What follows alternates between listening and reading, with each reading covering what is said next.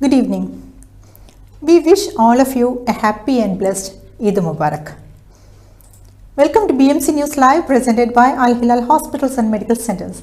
I am Jasila Mujib joining you with the daily news updates. Today's news in detail. Bahrain's main landmarks adorned with His Majesty the King's photos and Silver Jubilee logo. The kingdom's main landmarks and buildings were adorned with His Majesty King Hamad bin Isa Al Khalifa's photos and the logo of His Majesty's accession to the throne.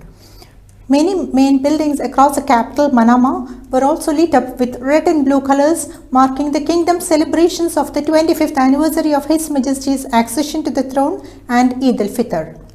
The initiative aims to inform visitors about the ongoing Eid al-Fitr festivities and the year-long Silver Jubilee celebrations of His Majesty's reign.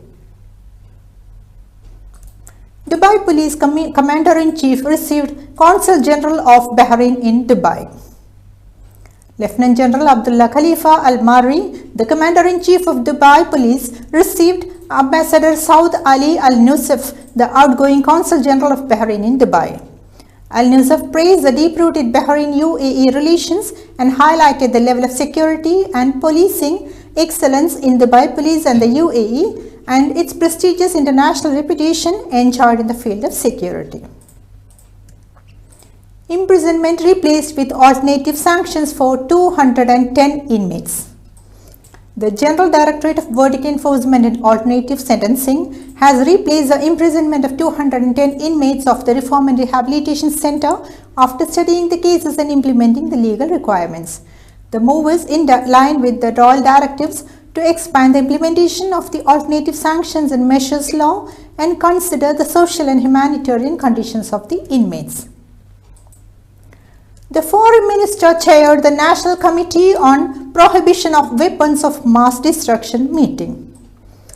Dr. Abdul Latif bin Rashid Al Zayani, the Minister of Foreign Affairs, chaired the first meeting of the National Committee on the Prohibition of Weapons of Mass Destruction in 2024.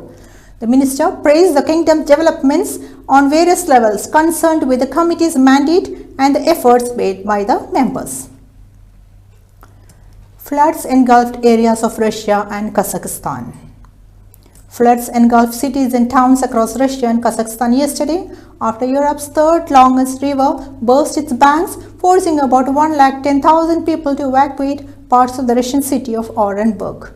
Entire villages have been engulfed by overflowing rivers. As many as 2,000 homes have been flooded in Orenburg, where water levels have surpassed the critical level of 9.3 meters and still rising. Now we go for a short commercial break.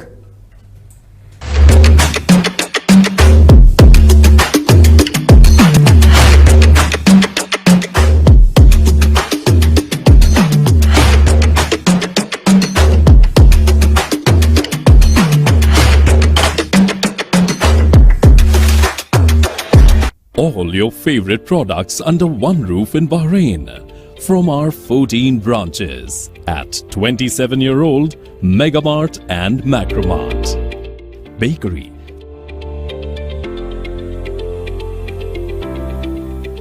fresh meat and fish,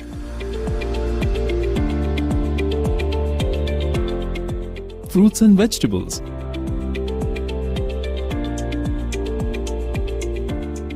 sweets and snacks, ready-to-eat foods, dairy products, grocery or consumer goods. To have a wonderful shopping experience, please visit your nearest Megamart Macromart branch. Megamart and Macromart, full of goodness.